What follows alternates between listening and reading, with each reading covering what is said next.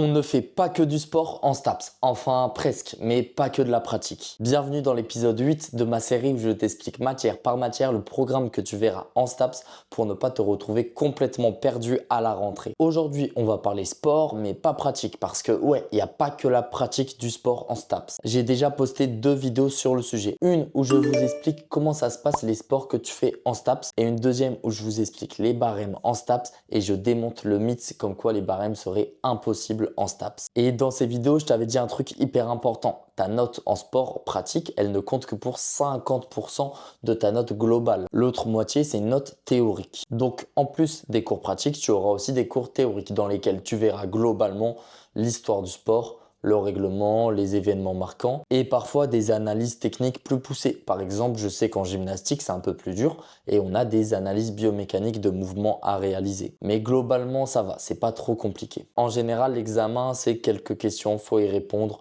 ou bien tu as un petit dossier à rendre. Bref, c'est largement faisable et ça permet de rattraper si tu as une mauvaise note en pratique. Si tu as des questions sur STAPS ou le sport en STAPS, pose-les-moi en commentaire et je te réponds direct.